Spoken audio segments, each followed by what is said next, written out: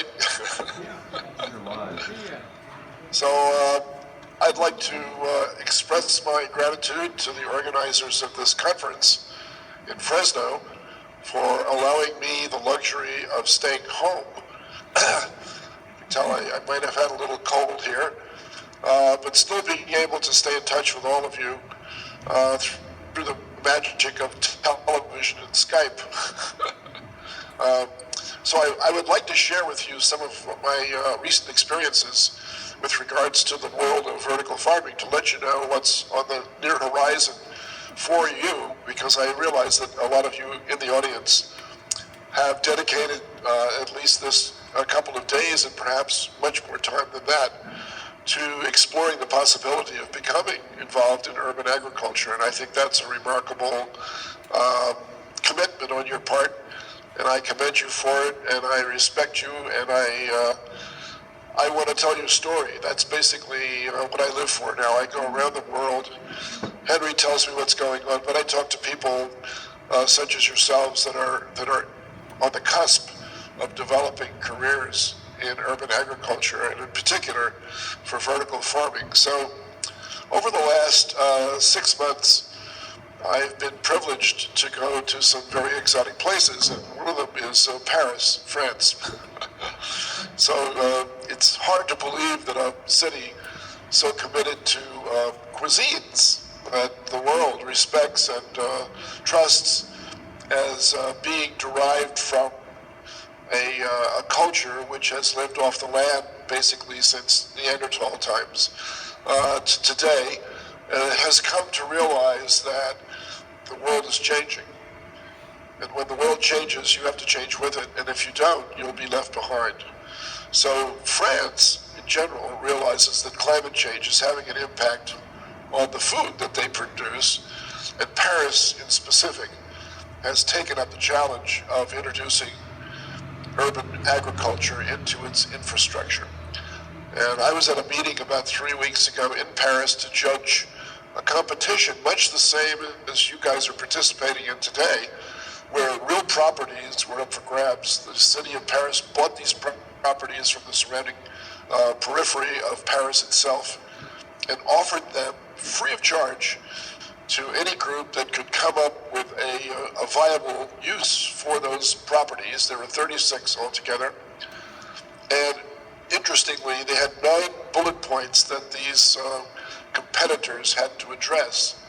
And the one right in the middle of all of that was urban agriculture. So I was stunned to see how accepting not only the mayor of Paris, but also the people that live there, of the technology that can produce food on demand, 24 hours a day, 52 weeks out of the year, and it's delicious and nutritious, et cetera, et cetera.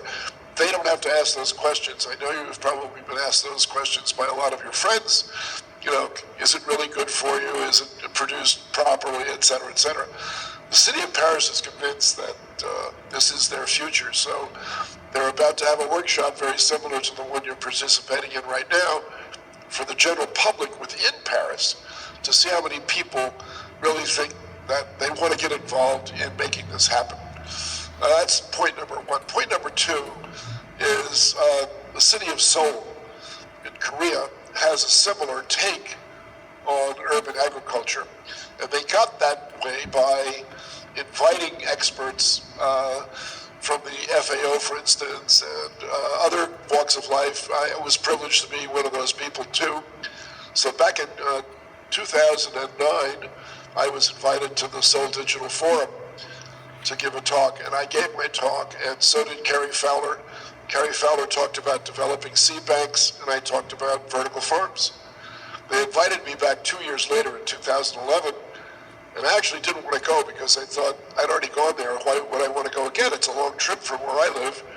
But I went, and I was stunned to see that the country of South Korea had built a seed bank to house all of the plant species of South Korea. And they built a vertical farm next to it so that if the seeds were in doubt as to whether they were fertile or not, they could take them next door to the vertical farm and try them out. Today, the mayor of Seoul has announced, actually not today, it was several months ago, that they now want to insinuate vertical farming on every rooftop possible throughout the entire city of Seoul, Korea. That's 36 million people that live in that city. By the way, it's an enormous city.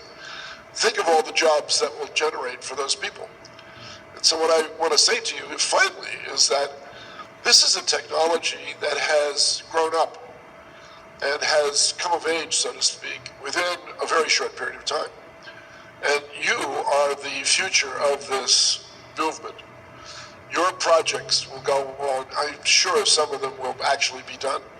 I'm sure most of you will develop a passion for this, which you will refuse to take no for an answer, just like Henry, just like Max, just like myself. And you will become part of a movement which will revolutionize the way people look at their food. The other effect you will have is, of course, you will allow drought-stricken California to finally have food that it trusts, that it can rely on, and that doesn't require a lot of water, and it doesn't require a lot of resources. This can be done very simply, as you know. The technologies are not difficult. It's getting people to agree to do them, I think, that's the most difficult part of what you're doing. So in summary, because I don't want to take up most of your time, I can only say that I'm an honoree of your group. I'm privileged to be part of it. I will continue to spread the word as you see fit, and I will tell your story. So good luck tonight with your projects. I don't think anybody sitting there loses. Okay, there are no clear winners in this one. I can guarantee that because I've participated in several of these workshops already. It's very, very difficult to decide who has the better project. And in fact, I think all of them have some validity, otherwise you wouldn't be considered. So you have my best wishes for continued success.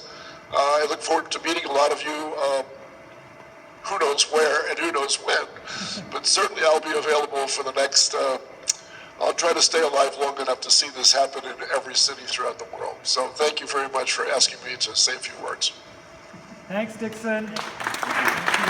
Okay.